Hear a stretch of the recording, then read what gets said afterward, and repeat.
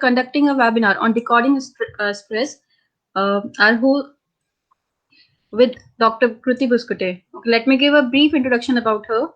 She has been practicing homeopathy since 2003 in Baroda, UK, and now in Mumbai since 2017. She has graduated from Baroda Homeopathic Medical College and also did her master's from the same college in 2017. Homeopathy is her passion because being a homeopath means coming across opportunities which are challenging, like treating various incurable cases of known or unknown names and nature.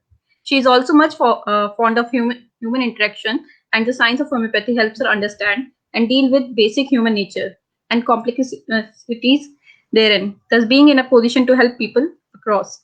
So let's start with ma'am. Okay, I hope you people will enjoy the session. Thank you. Over to you, ma'am. Hello, everyone. Thank you, Varsha, for that good introduction of mine. It is such a great opportunity, especially when you are addressing the youth of the country, and especially in today's times. So I would like to thank you all for giving me this opportunity. And I'm greatly honored to be invited by the prestigious Parul University for this talk. Now, until yesterday night, I was at loss of words how to begin the session, because the topic is about stress. And there is stress, if we look around, there is stress seen in almost every individual around us. So if I begin saying that, we should not be stressed or do not take stress, this or that, or even if not in the session, but otherwise, if we happen to meet somebody, a friend or somebody, we immediately start talking about everything that is going around us, which is disturbing us, which is in a lot of anger, agony, lot of frustration, there is helplessness, especially in this COVID crisis. There is grief. There is a lot of lament about what we have lost. And there is a lot of worry, which envelops us like a dark cloud. And, some kind words, they don't really mean a lot the way they used to mean initially before a year. So now it is a time, I think, to understand this in a little more depth. So I chose the topic to be decoding stress rather than just a talk about mental awareness, mental health and stress and this and that. And I hope I would be at the end, by the end of the session, I really look forward to, and I really hope that my endeavor of today's talk would be fruitful to at least few of the viewers. If that happens, please write to me. I would be really, I would feel that fulfillment in my talk today. So here we go. Today we shall try to understand what we mean by stress in general. When we talk about stress, there are so many misconceptions also. So it is important to understand what actually is stress in general and in the terms of medicine. And we shall take a step further to understand what stress means to each one of us. So stress, you can find this on Google also. Stress is nothing but an unexplained feeling of tension. This is tension. So this is an unexplained feeling of tension. We don't know why it is happening, but it is there. It is still happening. It can be felt on various spheres. Mental sphere, where we are not able to think clearly. We are not able to perform clearly. We are not able to plan something clearly. And we feel lost. It could be on emotional plane also, where we feel, just moodless, or we feel weepy, or we feel something that we can't explain, but we are emotional. Or it could be on physical sphere. We are working well, we are not, emotionally being something different, but physically there is something that is happening inside the body which we can't really express. That is when we use this word, or we feel, or we know that we are stressed. So stress is a feeling of tension. It is not a situation. And this is why this is a statement which we need to keep in our mind in today's session. And we will refer to this statement further in our talk. Let us take it forward from here. When do I understand that I'm stressed? This is a question which I come across several times, especially in young people, in people of your age group, where they don't know, they are unaware of stress. And then they resort to just a difficult and a different behavior because they don't know that they are stressed. So it is very important to understand these points. Physical signs would be that you are stressed would be there are changes in your appetite. You don't feel like eating the way you usually eat, or you would be eating even more. All the time you want to open up something and you want to open up your packets and you want to order something and you want to keep eating. Still, nothing satisfies you. Or there will be difficulty in bowel movements, either constipation or loose motions. Or there could be some, inappropriate weight gain, sudden weight gain. You can't explain why this weight gain has happened. Or there will be weight loss, or there will be disturbances in the menstrual cycles, or you would find yourself with a lot of acne or pimples started developing. My skin was good until now, why are there pimples? You will start wondering. You are eating well, you are eating chicken every day, maybe you're eating fish every day, you are having all your portions of protein and everything, still there is hair fall. Or you would feel that there is a lot of aching and paining in the body. I just don't feel good in my body. Or you're sleeping way too longer, or you don't feel like sleeping, or there is a very, in general, low energy. That are the physical signs of stress. So this should raise an alarm that is something wrong in my body. Hmm? Then there are some emotional signs. If the physical signs are not there yet, there could be emotional signs. Anger, irritability, easy irritability. People around you are just fed up of you. Are why this person just gets so snappish at the smallest of things? Or there could be low focus, or you don't want to do anything and you just keep watching videos, YouTube or TV, lots of stuff, binge watching. You are not interested in talking to people around you, of the company of whose company you longed for, you yearned for till today. You don't like their company anymore. There could be relationship issues, breakups, and there could be panic, easy panic. You hear something out of the blue, somebody is talking to somebody and you are panicked. It is not even related to you, still you're panic. Or there could be a lot of smoking seen in youngsters. Their smoking has increased, they are taking alcohol now. Or there could be some other drug abuse, substance abuse. Think about it. Think about why you are doing it. It cannot be merely a craving. There could be something more underlying that. Or there could be exacerbation of any illness that you are having, any chronic illness, like asthma. You need more puffs nowadays. Or the skin has started erupting, there is eczema. Or your bowels are getting disturbed daily, loose motions, or severe constipation, or anything of that sort. Any illness that you are suffering for or you were suffering in the past, that will resurface.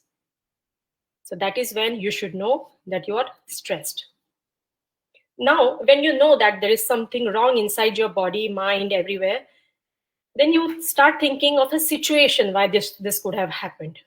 So there could be a trigger outside, I mean, in your atmosphere surrounding you.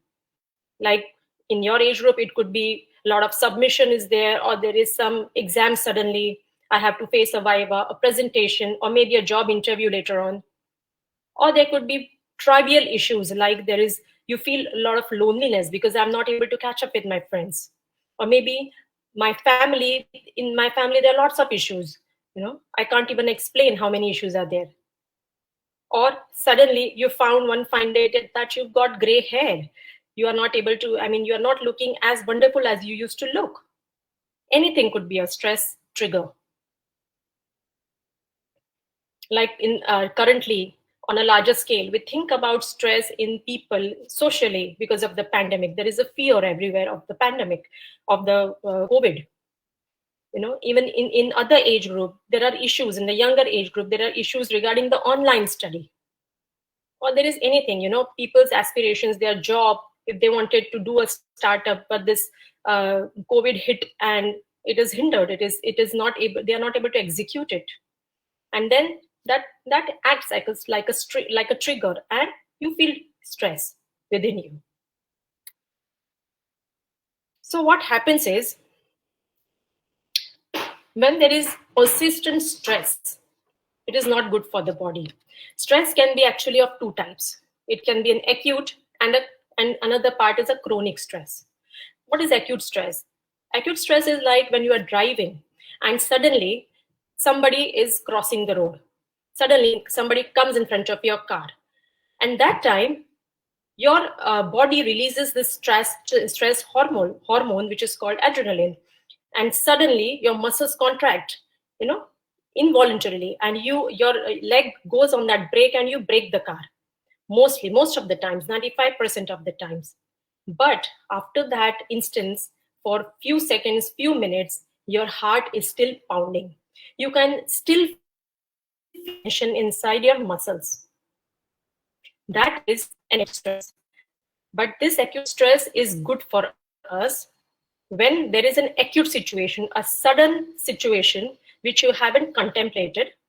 Then there is this release of this hormone, which, uh, which according to the way it acts, it helps the body that acute situation of stress. But imagine if this kind of stimulation is constant for a very long period of time, I'm talking about days and months, what would happen? Then this stress hormone, which is another hormone called cortisol, will be released. And there is an elevated level of cortisol in the body, which should not be there. Because the role of cortisol is to produce more glucose so that the body can function in that condition of stress. But persistent level of cortisol causes increased blood sugar levels, persistently increased blood sugar levels, which we call as diabetes. There is then insulin resistance also, and all the metabolic activities of the body, all the hormonal release of the body goes for a topsy-turvy. This results into other chronic illnesses like hypertension, heart disease. There can be a stroke. Then there can be an autoimmune condition which can be very disabling throughout the life.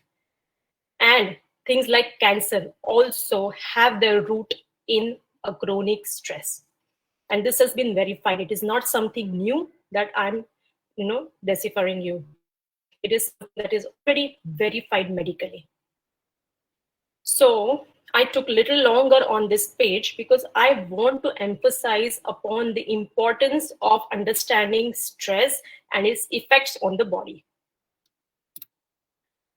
So for you, most relevant is the manifestation of anxiety, panic attack, depression, substance abuse, and in young girls, it can cause PCOD as a result of persistent stress.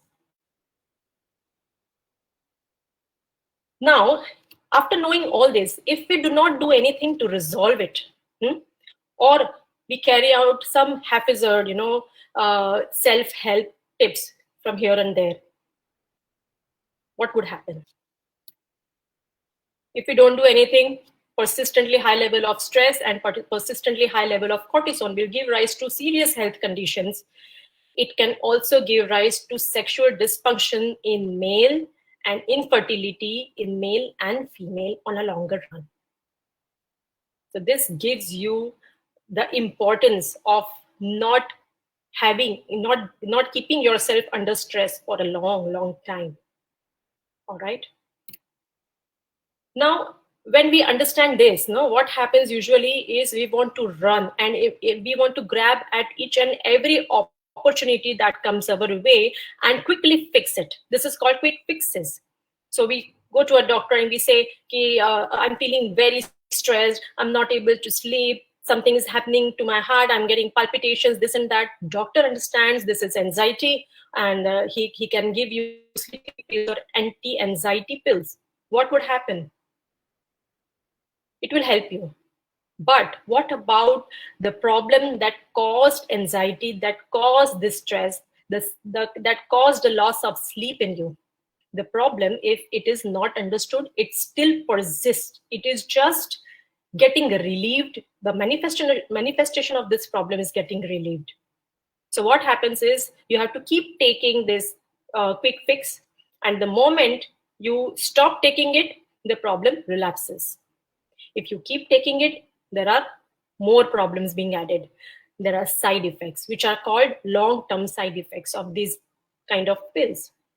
The immediate side effects can be drowsiness, confusion, less cognition, which means you are not able to focus. You're not able to understand what is being told to you because of the effect of this sleeping pills or anti-anxiety pills.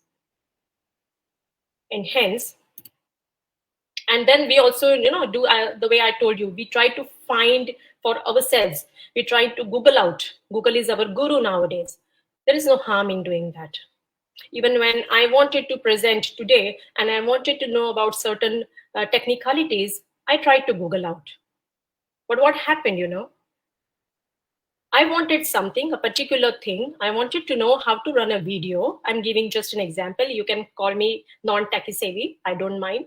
But I have to give you this example that I was looking for one particular thing. My problem was this. And I tried to put it in my own words in Google. And Google gave me 20 different videos, at least 20 different videos.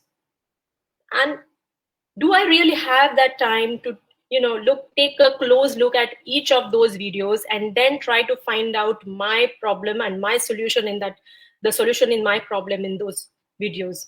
Do I really have that time? No. So what would happen?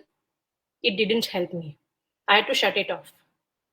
That's what happens in situations most of the times, especially the health situations. I don't think there is any apps which tell you to exercise, regularly exercise, eat this much, not eat that much, have a healthy lifestyle. There are apps which assist you doing this, but there are no apps in which you can put in your problems exactly the way they are, and they would just go within you and bring out that solution or the problem, or identify that problem for you. They won't do it. So this kind of measures, self-help measures, which are done haphazardly, do not really help. And you are still standing there with all of those problems. So what to do? That is what we are going to learn today. That is what I want to convey today. So please attend this part of the session little more seriously, or with little more interest. I'll try to make it interesting for you. So now we looked at the first slide in that yellow highlight where we said that stress is a feeling. It is not a situation. Why am I saying this? Because it is felt inside us. I told you, you feel it at the level of the body, at the level of mind, and at the level of your intellect. And the situations only trigger it. This brings me to a story. I just came across this story in my WhatsApp group, and I thought it is just falling right in place. So I would like to narrate this story to you. There used to be a monk who decided to meditate alone. Away from his monastery, he takes a boat and goes to the middle of the lake, closes his eyes, and begins to meditate. After a few hours of unperturbed silence, he suddenly feels the blow of another boat hitting his boat. With his eyes still closed, he feels the anger rising inside him. And then he opens his eyes and he is ready to shout at the boatmen who dared to disturb his meditation. But when he actually opened his eyes, he saw that it was an empty boat, which was not tied, and it was floating in the middle of the lake. So that was the reason of that boat hitting the monk's boat. At that moment, the monk achieves a self-realization that the anger was inside him.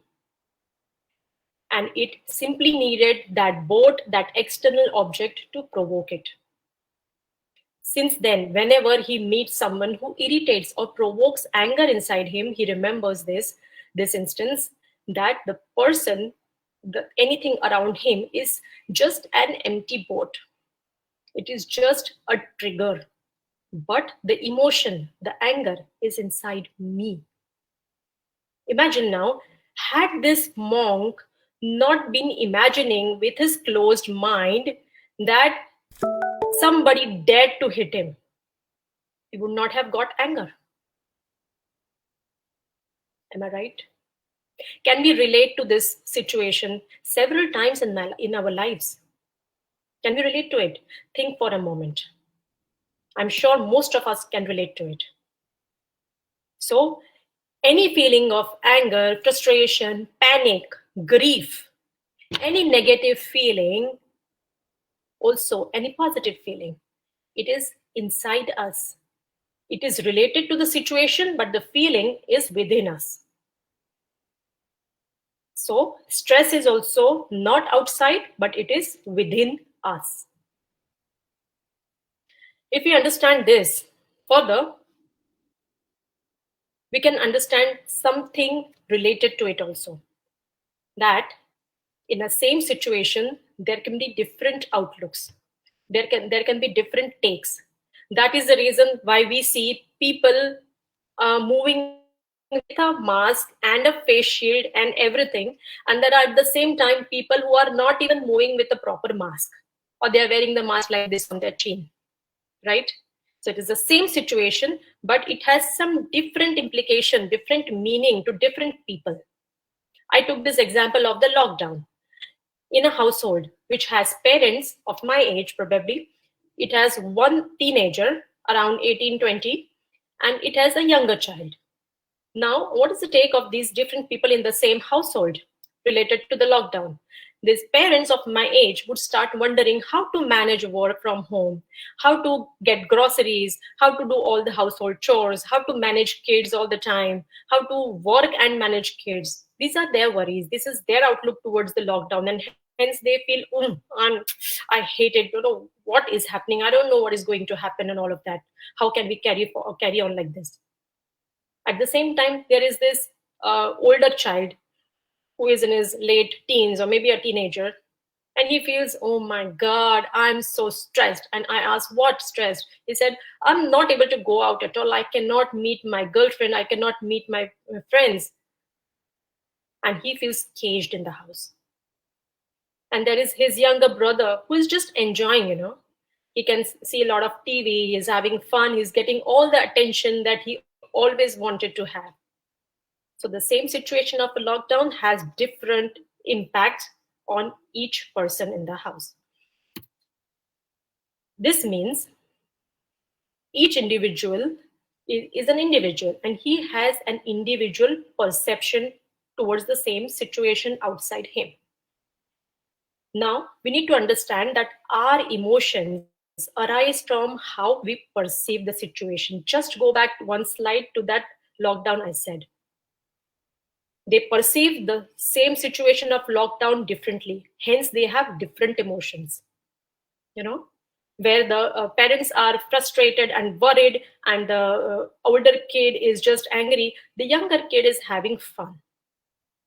So our perceptions give rise to our emotions, and our emotions give rise to our perceptions also. But all of these, all in all, they are unique to each individual, each one of us. It is not a general thing. Perceptions arise from where? Our perceptions, the way we see things in front of us, they arise from somewhere within us, from our memory. Our past experiences. This could be experiences when we were very young. We don't even remember all of that, but our subconscious remembers it. It stores it there. And this is medically proven. It stores it there. Then what is stored, what is taken from what is selected from whatever happened with us is, very little. It is not the general incident that happened is stored, but the inference from that incident to which we are sensitive to. So our idiosyncrasies, we are sensitive to different things. I'm sensitive to being proper. Somebody else might be sensitive to how they look. In a nutshell, I'm telling you. So these are our individual sensitivities, individual idiosyncrasies, and that depicts our individuality. So in a nutshell, from our individuality arises our perceptions and our emotions. So now you understand that in a given situation, what appears to us doesn't appear to the other person. which means we perceive the world around us, the people around us, and the situation around us from our own glasses. Our own glasses, right? And each one wears his shades of the glasses, his own shades. This is what this is how we prescribe, we understand in homeopathy. This is one of the biggest principles of homeopathy. So I'm going to give you some fun exercises to understand this more, to understand the authenticity of what I just said. What you should do is just gather 4-5 friends, maybe online or WhatsApp or whatever. Select any famous personality, for example, Amitabh Bachchan or anybody, and then each one of you should describe that person into 4 to 5 words, single words. For example, you say Amitabh Bachchan, then what are those 4 words you can pick up, not sentences, just words you get it come to your mind to describe him. Just give 5 minutes to each one of them, and then you start comparing the answers.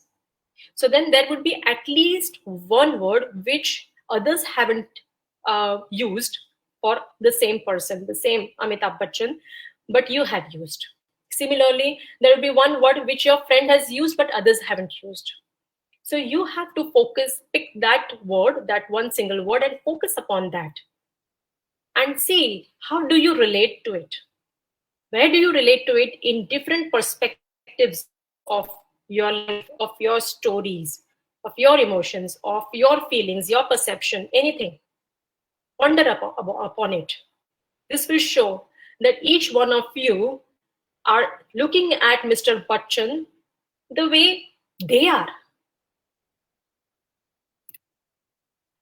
This is a very easy exercise to do. If you take a look at this kind of picture, any one picture, I'm just giving one example. This is Mount Everest. And you start talking about Mount Everest, 4 to 5 words about Mount Everest. Then one word you will come across would be something that is nothing to do with Mount Everest. It has something to do with you. For example, I look at Mount Everest and I use these words: magnificent, beautiful, tall, tallest, and lonely. Example, it is not my word, but suppose I use this word. Now, how does lonely have anything to do with Mount Everest? So I will ponder upon that word lonely. Where does that come from? Why did I say lonely? Am I okay? So this is what happens, when you do this exercise, you get an imagination. That is your perception. Underneath that perception is a emotion of joy. For example, you see Mount Everest and you see magnificent. You feel something with it. You say beautiful. You feel something with it. You say lonely. You feel something with it. Understand that. And there would be, if it is more intense, if you stay with this exercise little more, you may also come across how you feel it inside your body. That is your physical experience. So why are we trying to understand this? Not only to verify whatever I told you, but by understanding this, if we apply this to all the situations where we feel stressed in our lives, then we are able to understand how we think, what we think. Is it the same that we think everywhere else in other areas of our life? What we feel beneath it, what are our emotions, and what is the experience in our body when we are saying this. So try to correlate it in different areas of your life. Try to think if you have a deep interest, a deep hobby, or you have some strong emotions or some strong incidents happened in your life, or you have a strong phobia, or there is some dream which is recurring in your life. In all of these, you will find that the way you think, the way you feel, and the way you perceive it in your body, your physical experience, would be almost the same. This is what you have to observe. But while doing this, you have to remember 3 things. You do not have to intellectualize. I know I'm talking to a group of highly intellectual people. isn't it? A group of engineers. They have this habit of giving logic to everything, which is very good. But my dear engineers, my dear beautiful intellectual audiences, while you are dealing with a live object, a live human body, it is way too complicated than your mind can intellectualize. So please don't intellectualize anything, any life phenomena that is happening inside you, particularly inside you. Do not suppress what comes to you naturally. And at the same time, do not take things for granted. Remember these three things while you do any of the exercises that I have told you to do. So you understand, when you do this honestly and sincerely, that a similar pattern will emerge. Similar perception everywhere, similar deeper experiences. For example, if I have a fear of lizards, now my people in the family say, oh, this small lizard, what is it going to do? It doesn't bite. I say, yeah, I know. But when I see a lizard, something happens. Now I try to understand what is it about the lizard that worries me. And then I know that the lizard is something which I haven't anticipated. So if I pick up an object and there's a lizard beyond it, it will just pounce upon me. This is one situation. I feel it is pouncing upon me. It is not the reality, isn't it? Okay. Now I investigate into other area of my life. I had a tussle with someone. And I felt, though it was just a tussle, but it was not a real fight. But still, I came back feeling very bad about the situation. And I tried to brood on that. What is it that is happening? Why it is so bad? I can't even confront because he didn't do anything. What was it that I felt? I felt in that situation that whatever I said, he and his friends were just ready. They were just waiting like this for me. And they were just ready to pounce upon the smallest mistake that I make. So I can relate it to my fear of lizards, to that stress that I felt in that situation. And it is a similar kind of experience in that situation. This is in a nutshell. Because I'm not teaching homeopathy, I will not go in the deeper aspect of it, but this is something that you have to look at. And when you do that, a beautiful experience of knowing yourself, of self-realization comes. And there are no words to describe it. You just need to experience this once. Because when you experience this, what happens is, you know that you are wearing dark colored glasses. And you are at the liberty of changing your glasses. When it is dark outside and you know that you are wearing dark glasses, all you have to do is just adjust those glasses. Like a situation right now. There is a gloomy situation outside, right? But if you wear those glasses of gloom, if you wear those glasses of your perception about, something will happen to my family members and how will I be able to cope up, then you can't see clearly through that situation. But if something has to happen and you were able to see clearly by changing your glasses, wouldn't it be great? Wouldn't you get your solution? Problem exists. The outside atmosphere is dark.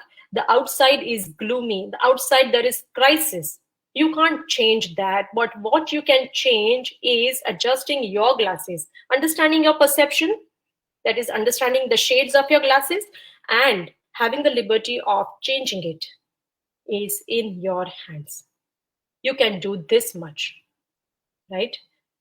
This effort sounds little, but it can do wonders. Just try doing it. So this way, you're able to see clearly, you're able to get your ideas, you're able to get your plans, and you're able to execute your plans without this having to get stuck inside the stress all the time.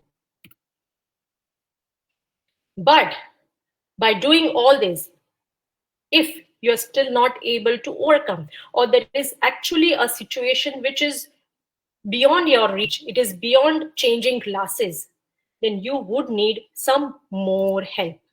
So there is first self-help exercise also which you can do. And I would recommend doing this every day. This is called not just meditation, but it is called mindfulness meditation. You can Google this. This is what I'm telling you to Google it out, and they have given uh, there are a lot of pages over it. You can study it carefully. But what attracted me to this kind of meditation, and why I am prescribing it for you here today, recommending it here for you today, is because it is a beautiful and effortless activity where you don't have to worry about the thoughts that keep coming to your mind, because the objective is not to stop those thoughts from coming. The objective is to observe those thoughts. So what you have to do is you have to sit quietly, nicely in a quiet place. Focus on your breath first. Breathe in, breathe out. Experience whatever you can experience, and don't imagine those experiences, because they will put one more load on your imaginative mind. Just be with your breathing in and breathing out. What will happen now? You will observe that thoughts keep coming. But if you observe them carefully, like a third person, you sometimes stand in your balcony and observe people coming and going. You're just observing them, right? Similarly, you have to observe these thoughts that come, but these thoughts also have a habit of going. They are like clouds. Where I read this, he has beautifully mentioned the thoughts keep coming and going like clouds. They pass away like clouds, and you have to observe them without getting attached to them intellectually or emotionally. You don't have to clinch to them. Just observe in silence. Then, by doing this, maybe in 5 minutes, in 10 minutes, or 15 minutes, depending upon your effort, depending upon the thoughts, the intensity of thoughts that you get. After a point, the thoughts stop coming. That is the point when you experience utter calmness, utter peace. That is that blank point. And you have to be in that blank point as long as you can. And it will happen effortlessly. The more you practice this kind of meditation every day, the more this happens. And this meditation, ideal time is before sunrise, but it's okay. You can do it any time of the day. What happens, how you can practically apply it, is also after you open your eyes, after you are out of that meditative position, you can still apply it in your daily life. Why? Because this practice of observing your own thoughts without being attached to them emotionally and mentally, intellectually, it becomes a habit. And when that becomes a habit, in any situation in your life, you are able to observe what thoughts come to you, what emotions are you getting, and that gives you an opportunity to not just react reflexly, but you are able to respond to it correctly. If you observe, you have that upper hand to respond whenever you wish. And mostly the glasses also are in your hand. So if you apply those clear glasses, the appropriate glasses, you respond appropriately, right? This is how this should be extended to also when you are not meditating. And it will help a great deal. That is something that I do actually every day. Now, when do you need to take help of professionals? Let us understand this. Suppose you have gained weight, a lot of weight, 8-10 kgs, and your goal is to lose 10 kgs. Abdominal obesity is there, overall obesity is there. You know that these exercises are going to help, this diet is going to help you. Start doing all of that, but it is not helping, not because you are at fault or you are on the wrong path, but because it needs more effort, it needs concentrated efforts. And that is how you need help of external sources, don't you? You need a trainer, don't you? You need a gym, don't you? You need a treadmill, don't you? Similarly, with your health condition, with any condition in life, wherever you are not able to do it all by yourself, it's a common sense that you need help. Here, you can take help of counselors who are psychologists. You can take help of hypnotherapists, psychotherapists. All of these people, they have different techniques. One of the technique, mindfulness meditation, I told you, they have different techniques, and they help you arriving the point of self-realization. And they also suggest you sometimes how to rewire the way you think, rewire your mind. So it is an external suggestion that comes to you. If you see a homeopath, the help you get is in self-realization, of course, because when we take a history of a patient, we have to understand that patient fully, in and out, his individuality. Remember, I told you the principle of individualization, it comes from homeopathy. So we need to understand the person in front of us, not just in the perspective of his symptoms, which arose from the stress, but his individual stress, as in the way he thinks, the way he feels in the situations, his idiosyncrasies, all of that. And while doing that, it is an exercise. While doing that, you get that enlightenment about yourself, which clicks something in your mind, and you start correcting. This is your effort, but the medicine that we find based upon this, it also helps you to sustain that rewiring. Because there are in homeopathy, there are medicines which, when given to healthy person, will create the effect of whatever you are experiencing. Suppose you are experiencing XYZ, then we find a medicine which has created XYZ in a given person. So this medicine is going to help you overcome this XYZ. The stress, the reasons for the stress which is within you, and the effect of the stress, that is your symptoms and your disease, all of this, right? And homeopathy has no side effect because it is given on this principle. There is this concept of individualization.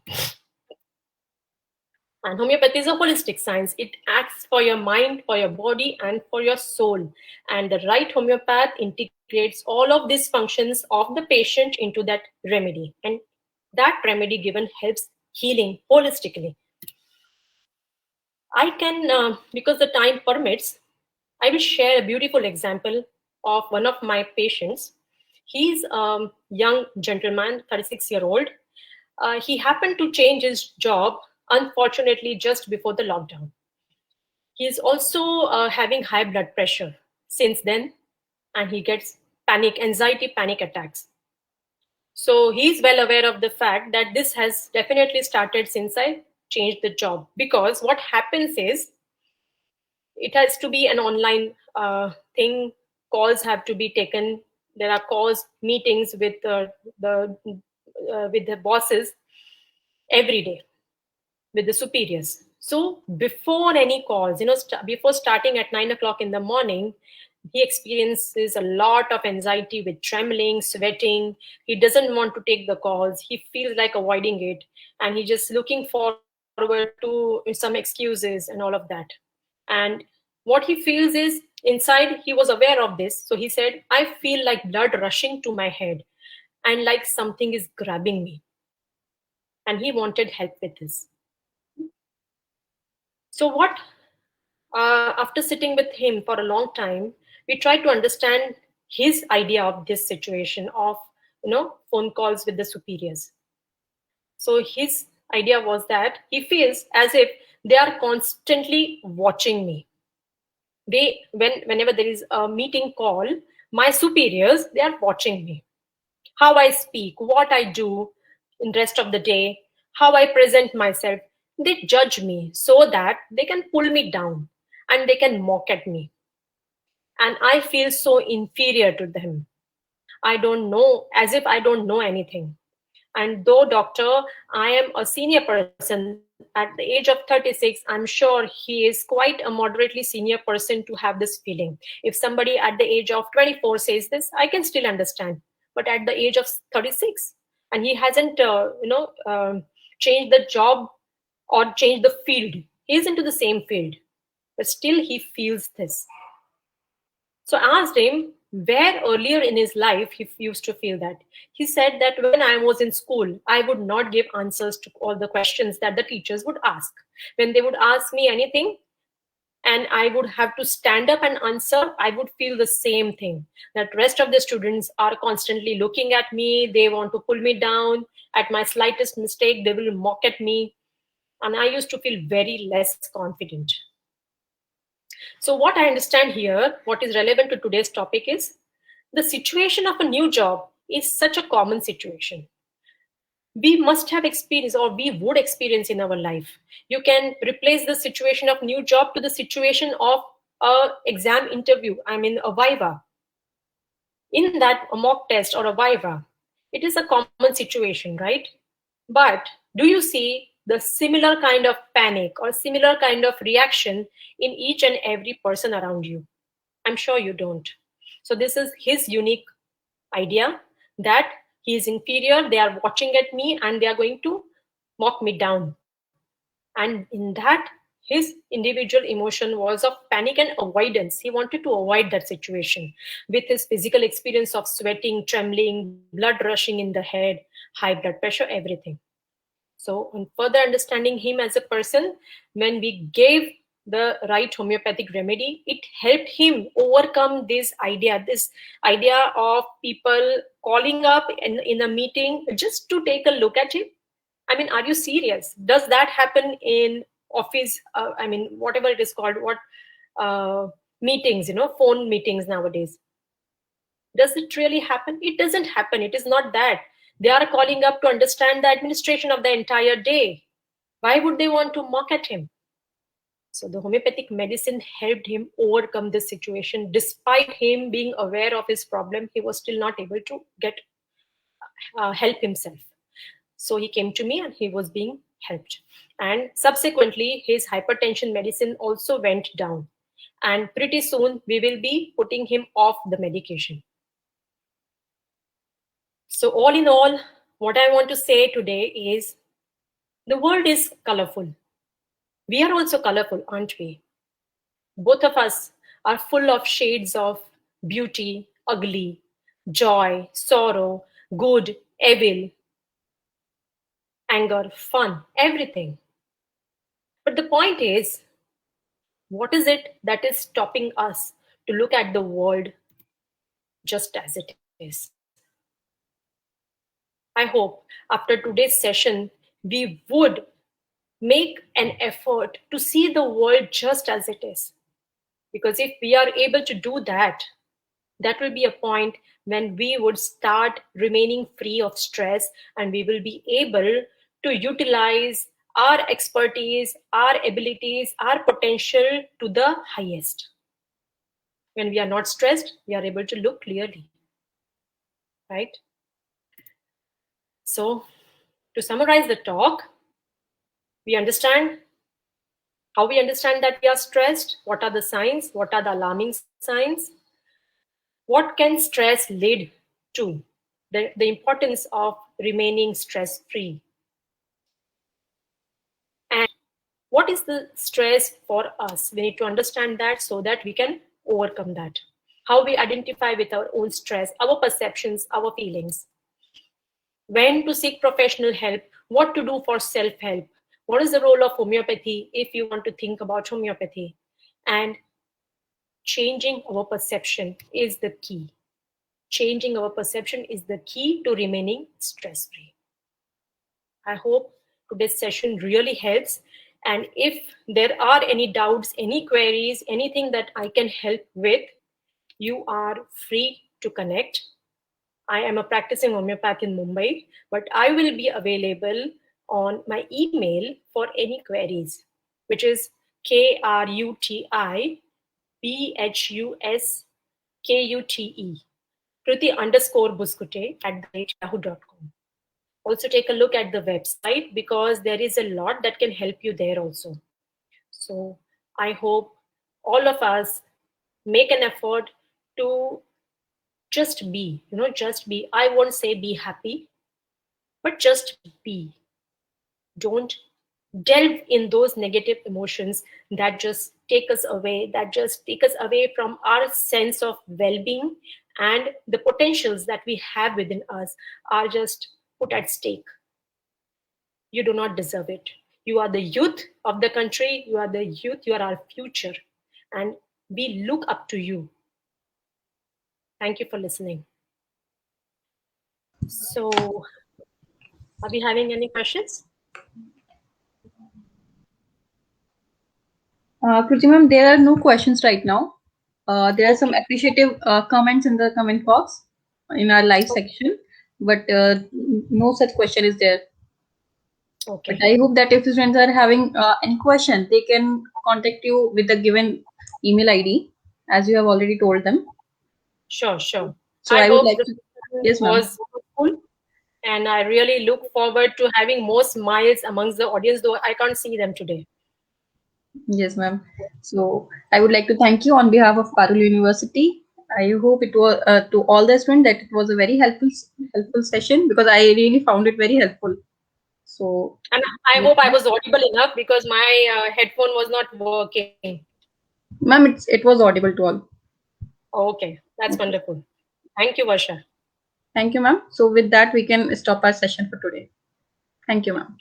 Thank you. Bye bye. How to end?